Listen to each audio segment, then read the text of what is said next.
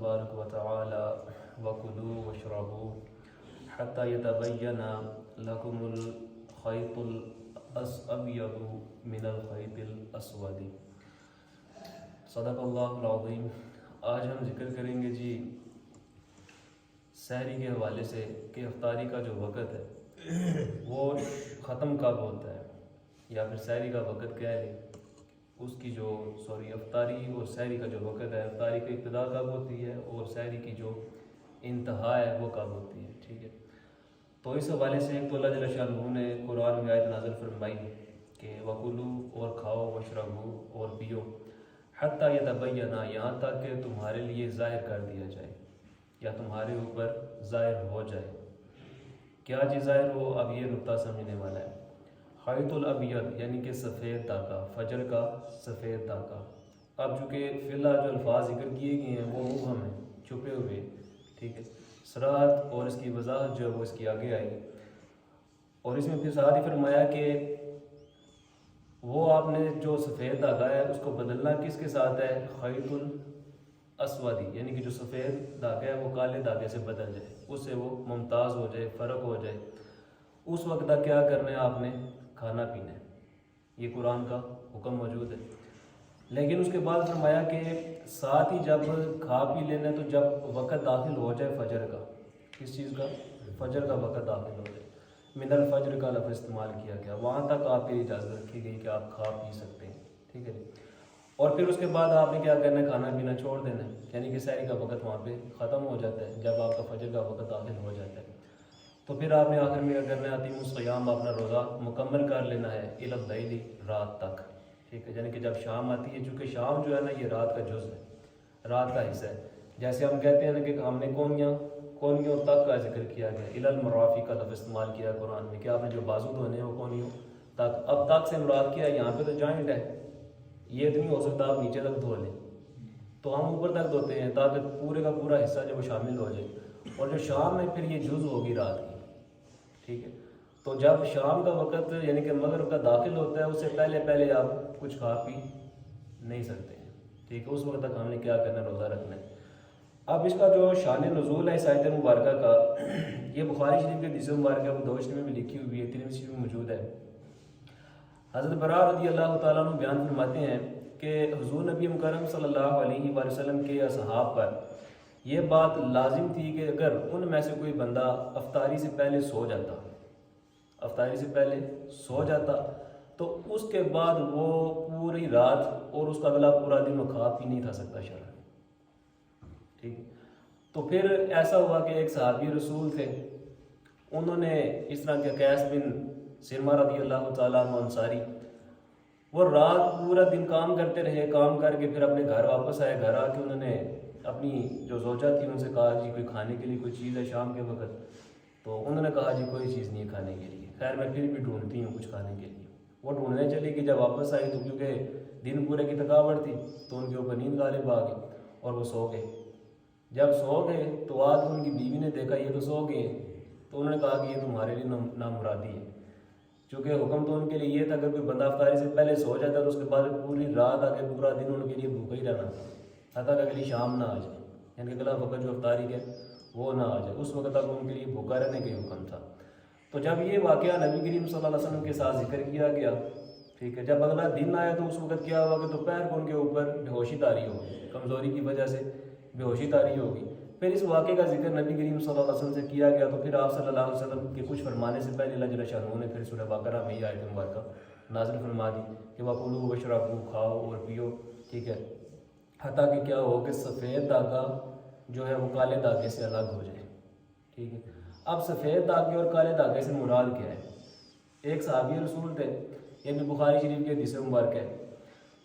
حضرت براء رضی اللہ عنہ راوی حدیث ہیں، حضرت سعدی رضی اللہ تعالیٰ عنہ، انہوں نے کہا کہ میں نے جب یہ آیت پڑھی نا کہ جب سفید داغا کالے داغے سے ممتاز ہو جائے، الگ ہو جائے، تو میں نے اس طرح کیا کہ میں نے 2 ڈوریاں رکھ لی اپنے پاس، ایک کالی ڈوری رکھ لی اور سفید ڈوری رکھ لی تکیے کے نیچے، اور پوری رات میں اس کو دیکھتا رہا، لیکن میرے سامنے جو سفید داغا جو ہے وہ کالے کے اوپر غالب نہیں آیا، دونوں میں کوئی فرق واضح نہ ہوا۔ تو میں نے یہ واقعہ نبی کریم صلی اللہ علیہ وسلم کی بارگاہ میں پیش کیا، عرض کیا، تو آپ صلی اللہ علیہ وسلم نے ارشاد فرمایا کہ وہ جو سفید داغ ہے اسے مراد کیا ہے، وہ فجر کی سفیدی ہے،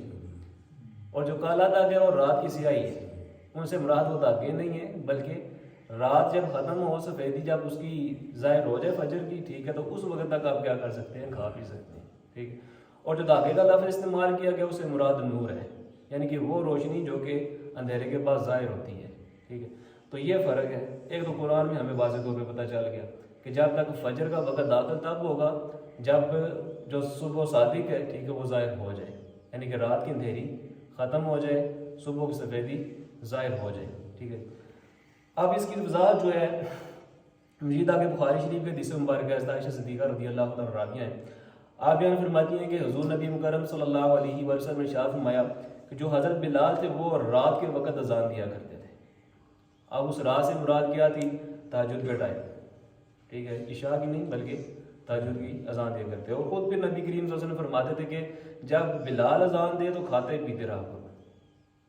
یہاں پہ بڑا باریک نقطہ ہے جو کل ہم ذکر کر رہے تھے نا، اذان والا، ٹھیک ہے، بعض وقت ایسا ہوتا ہے کہ ہمیں غلط فہمی ہو جاتی ہے، ہمارے لوگ کیا کر رہے ہوتے ہیں، ادھر سے اذان ہوئی یا سائرن بجا،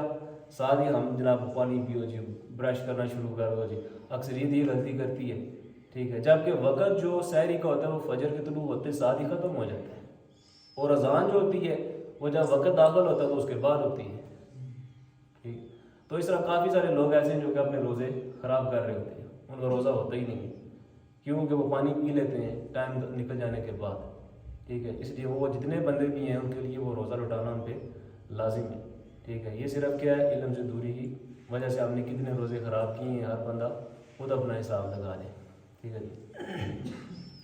تو پھر نبی کریم صلی اللہ علیہ وسلم نے ارشاد فرمایا کہ کھاتے پیتے رہو، حتیٰ کہ حضرت ابن مکتوم، یہ ایک نابینا صحابی تھے،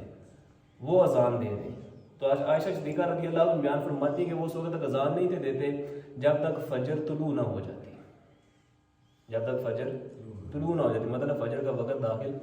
نہ ہو جاتا تب تک اذان نہیں تھے دیتے۔ تو بڑے واضح لفظوں میں یہ بات ہمیں سمجھ میں آ گئی کہ جو سحری کا وقت ہے وہ فجر کے وقت داخل ہوتے ساتھ ہی ختم ہو جاتا ہے، ٹھیک ہے۔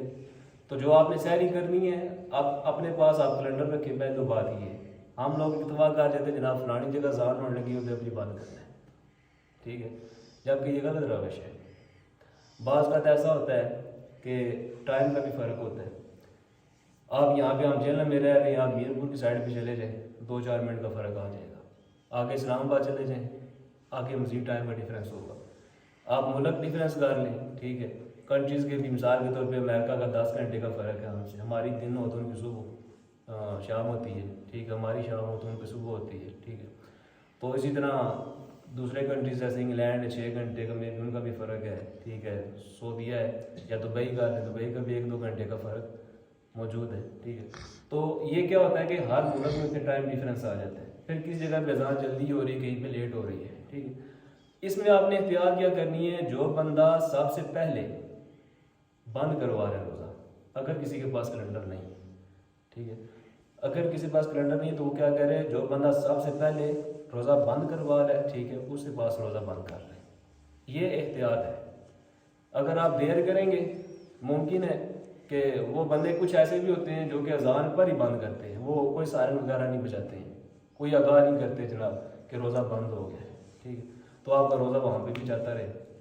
صحیح ہے۔ تو بندہ جو پھر سب سے پہلے آپ کا بند کروا رہا ہے روزہ، ٹھیک ہے، آپ اس کے ساتھ کیا کریں، روزہ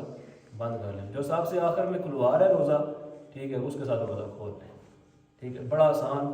سا یہ نسخہ ہے، ٹھیک ہے، کیونکہ اس میں پھر نہ ہمارے روزوں کی جو تباہی اور بربادی ہے وہ کم از کم نہیں ہوتی ہے، ٹھیک ہو گیا۔ تو خلاصہ کلام یہ ہے کہ جو وقت ہے آپ کی سحری کا وہ اذان کے اوپر ڈیپینڈ نہیں کرتا، اذان وہ جو فجر کی ہے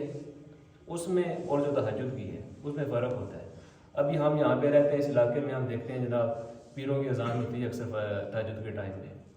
ٹھیک ہے، بعض لوگ سنتے ہوں گے، ٹھیک۔ تو وہ جو اذان جو پہلے ہو رہی ہوتی ہے وہ تہجد کی ہوتی ہے، وہی اذان تھی جو کہ حضرت بلال رضی اللہ تعالیٰ دیا کرتے تھے۔ آپ صلی اللہ علیہ وسلم نے خود فرمایا کہ جب بلال اذان دے تو کھاتے پیتے رہا کرو، ٹھیک ہے، حتیٰ کہ حضرت ابن مکتوم رضی اللہ عنہ اذان دے ٹھیک ہے. تو عائشہ صدیقہ رضی اللہ عنہ نے کیا فرمایا کہ اس وقت تک یہ اذان دیتے ہی تھے جب تک فجر طلوع نہیں تھی ہو جاتی, فجر کا وقت داخل نہیں تھا ہو جاتا. تو اس لیے اس چیز کے اوپر خاص طور پہ ہم نے توجہ دینی ہے, خود بھی اور گھر میں بھی اپنے جو گھر والے انہیں بھی بتائیں جاتے ہیں. ٹھیک ہے, روزے تو انہوں نے بھی رکھنے ہیں. ٹھیک ہے, اور پھر پورا مہینہ روزہ رکھنا ہے. ٹھیک ہے, تو اس چھوٹی سی غلطی کی وجہ سے کہیں بھی یہ نہ ہو کہ ہمارے روزے خراب ہو جائیں. اللہ تعالیٰ ہمارا سب